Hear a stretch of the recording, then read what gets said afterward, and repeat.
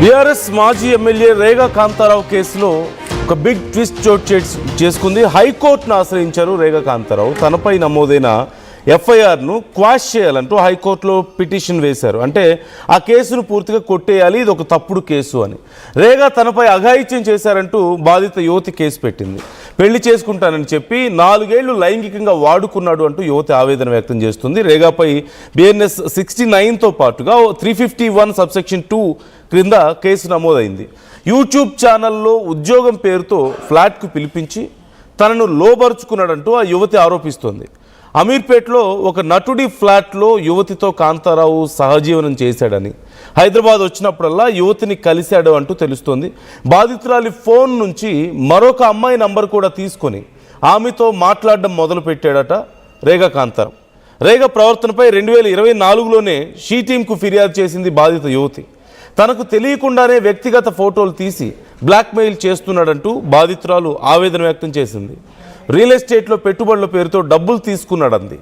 అలాగే కాంట్రాక్టర్ నూకరావు రమేష్ ద్వారా బాధితురాలకి డబ్బులు బదిలీ అయ్యాయి అంటూ కూడా తెలుస్తుంది. 2 సార్లు బాధితురాలకి 8.5 లక్షలు ట్రాన్స్ఫర్ చేశాడు కాంతారావు.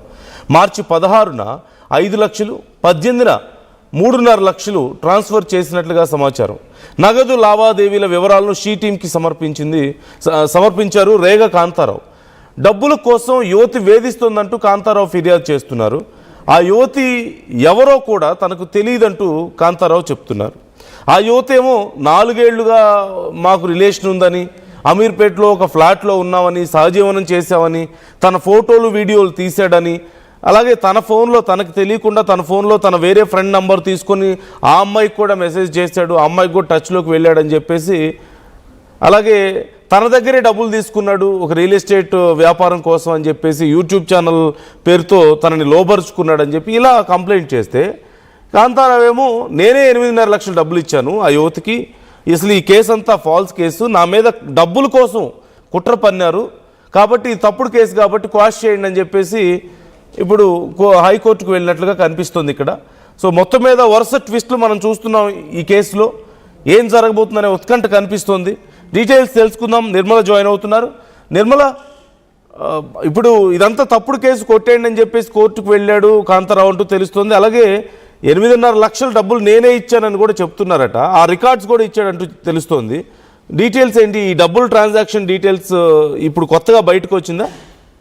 ఎస్ నందు, ఈ డబ్బులు అది మాత్రము ఇప్పుడు కొత్తగానే బయటకు వచ్చింది. అందులో ఒకటి మొదటగా జరిగిన విషయం కూడా, అమ్మాయికి యూట్యూబ్ ఛానల్ పెట్టిస్తాను అని చెప్పి కూడా యూట్యూబ్ ఛానల్ కి ఖర్చు అవుతుంది. ఒక 4 lakhs అంటే 4 లక్షలు నువ్వు ఇవ్వు, మిగతాదంతా నేను పెట్టుకొని మొత్తం నీకు ఛానల్ పెట్టిస్తాను అని చెప్పేసి కూడా అమ్మాయికి నమ్మబలికినట్టుగా కూడా తెలుస్తోంది. నిన్న పోలీసులు చెప్పిన వివరాల ప్రకారం కూడా ఆ అమ్మాయి 4 లక్షలు రేగా కాంతారావుకి వేసిన తర్వాత మళ్ళీ రేగా కాంతారావు ఆ అమ్మాయికి యూట్యూబ్ ఛానల్ పెట్టియకపోవడంతో ఆ అమ్మాయి ఎదురు తిరగడంతో కూడా ఇతను 8.5 లక్షలు మళ్ళీ వేరే అకౌంట్ లో నుంచి, అంటే రమేష్ అనే అకౌంట్ లో నుంచి ఇతను అమ్మాయికి ట్రాన్సాక్షన్ చేశాడు. ఆ తర్వాత కూడా ఈ 8.5 లక్షల ట్రాన్సాక్షన్ జరిగిన తర్వాత కూడా నా దగ్గరే డబ్బులు తీసుకొని నన్ను మోసం చేశాడు అని చెప్పేసి ఆ అమ్మాయి కేసు పెట్టడం కూడా జరిగింది.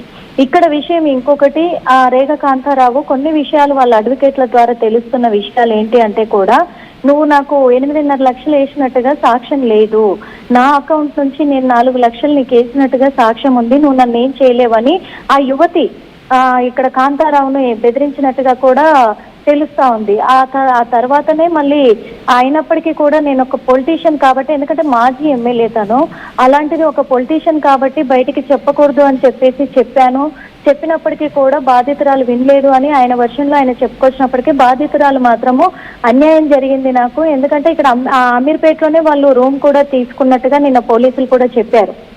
అమీర్పేటలో రూమ్ తీసుకొని కొన్ని రోజులుగా సహజీవనం చేస్తూ, అలాగే తనను 2వ వివాహం కూడా చేసుకుంటాను అని చెప్పేసి నమ్మబలికాడు నన్ను రేగా కాంతారావు అని చెప్పేసి ఆ అమ్మాయి కంప్లైంట్ కాపీలో కూడా పేర్కొన్నట్టుగా తెలుస్తా ఉంది. 2వ వివాహం చేసుకొని నిన్ను ఇక్కడే హైదరాబాద్ లో సెటిల్ చేస్తాను అని చెప్పిన అతను ఈ అమ్మాయి మొబైల్లో నుంచి తన ఫ్రెండ్ నెంబర్ కూడా తీసుకొని వాళ్ళ ఫ్రెండ్ తో మళ్ళీ చాటింగ్ చేస్తున్నట్టుగా, వాళ్ళ ఫ్రెండ్ తో ఫోన్ మాట్లాడుతున్నట్టుగా బాధితురాలు గుర్తించడం జరిగింది. ఆ తర్వాతే నన్ను రెండో పెళ్లి చేసుకుంటానని చెప్పేసి ఆ అమ్మాయితో ఎందుకు మాట్లాడుతున్నామని వీళ్ళిద్దరి మధ్య సంభాషణ కూడా కొంచెం గట్టిగానే జరిగినట్టుగా కూడా తెలుస్తూ ఉంది. ఈ విషయంలోనే ఇద్దరి మధ్య మనస్పర్ధలు రావడంతో ఇక్కడ పంజాగుట్ట పోలీస్ స్టేషన్ ను ఆశ్రయించడం జరిగింది బాధితురాలు. మరి నిన్న ఆర్టీవీ నుంచి మనము ఆ బాధితురాలతో కూడా మాట్లాడే ప్రయత్నం చేశాము, మాట్లాడాం కూడా. బాధితురాలు ఏం చెప్తా ఉంది, అసలు నాకు సంబంధమే లేదు, నేను అసలు పోలీస్ స్టేషన్కి వెళ్ళలేదు, నేను కేసు పెట్టలేదు, ఎఫ్ఐఆర్ లో నాది తప్పుడుగా నా పేరు అందులో మెన్షన్ చేశారు, నమోదు చేశారు, నా కాంటాక్ట్ నెంబరు నమోదు చేశారు, రేగా కాంతారావు ఎవరో కూడా నాకు తెలియదు, అసలు నాకు సంబంధం లేదు అని ఈ బాధితురాలు చెప్పుకొస్తున్న మాట. ఇక్కడ మళ్ళీ నిన్న మధ్యాహ్నం వరకు కూడా కేటీఆర్ తోనే ఉన్నటువంటి రేగా కాంతారావు తరఫున లాయర్లు హైకోర్టును ఆశ్రయించడం కూడా జరిగింది, స్టే ఆర్డర్ కూడా తెచ్చుకోవడం జరిగింది. నిజాలు బయట పెట్టి నేను నిర్దోషిగా బయటకు వచ్చేంత వరకు నన్ను అరెస్ట్ చేయకూడదు అని చెప్పేసి పిటిషన్ వేయడం జరిగింది హైకోర్టులో. స్టే అయితే ఇప్పుడు ఇంకా ఇవ్వలేదు. కోర్టు ఈ రోజు ఏం చెప్పబోతుంది అనే దాని మీద కూడా కొంచెం ఉత్కంఠంగానే మారింది. ఈ కోణంలోనే పంజాగుట్ట పోలీసులు అయితే కేసు నమోదు చేసుకుని దర్యాప్తు కొనసాగిస్తూ ఉన్నారు. ఈ రోజు మరి ఇక్కడ రేగా కాంతారావును కూడా వాళ్ళు విచారించే అవకాశాలు అయితే కనిపిస్తున్నాయి. నందు right, thank you Nirmala, thanks for the details. మొత్తం మీద ఇంకా కొన్ని విషయాలు బయటకు రావాల్సి ఉన్నాయి. ఆర్టీవీ ఈ విషయాల మీద వర్కౌట్ చేస్తుంది, మరిన్ని నిజాలని బయట పెట్టడానికి ప్రయత్నం చేస్తుంది. మీన్వైల్ ఇప్పుడు రేగా కాంతారావు హైకోర్టుకు వెళ్ళారు, క్వాష్ చేయమని చెప్పి అడుగుతున్నారు ఈ కంప్లైంట్ని, ఈ కేసుని పూర్తిగా. సో ఏం జరగబోతుంది అనేది కొంత ఇంట్రెస్టింగ్గా మారింది. మీ అభిప్రాయాలు ఏంటి ఈ విషయంలో? ఓ పక్క ఆ యువత ఏమో ముందు కంప్లైంట్ చేసింది, ఇప్పుడేమో నాకు సంబంధం లేదని చెప్తున్నట్లుగా కూడా తెలుస్తుంది. Even RTV try to call her, తనతో మాట్లాడడానికి ప్రయత్నిస్తే తను ఇలా మాట్లాడిందంటూ కూడా తెలుస్తోంది మా ప్రతినిధులు మాట్లాడితే. మరి కంప్లైంట్ ఎవరిచ్చినట్లు? ఆ యువతి నాకు తెలియదు అంటే బ్యాక్గ్రౌండ్లో ఏదో జరుగుతుంది.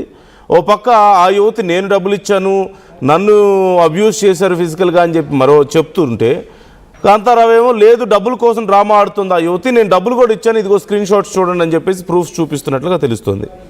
సో మొత్తం మీద ఇప్పుడు ఈ కేసులో ఇంకా బయటికి రావాల్సిన నిజాలు ఉన్నాయి, and at the same time ఇప్పుడు ఏదో జరుగుతుంది ఈ కేసులో. సో ఆ వివరాలను కూడా ఆర్టీవీ బయట పెట్టడానికి ప్రయత్నం చేస్తుంది. అతి త్వరలో మీకు మరిన్ని నిజాలు తెలియజెప్పే ప్రయత్నం చేస్తాం. మీ అభిప్రాయాలను కూడా మాతో షేర్ చేసుకోండి. ఈ అంశానికి సంబంధించి కామెంట్ చేయండి. బోనాల పండుగ జోర్దార్గా చేయాలని ఆలోచన చేస్తున్నారా? అయితే కిసాన్ ఫ్యాషన్ మాల్ లా అద్రిపోయే ఆఫర్లున్నాయి. జోర్దార్గా షాపింగ్ చేయండి. పండుగ అయినా, దావత్ అయినా, పట్టైనా, ఫ్యాషన్ అయినా కిసాన్ ఫ్యాషన్ మాల్.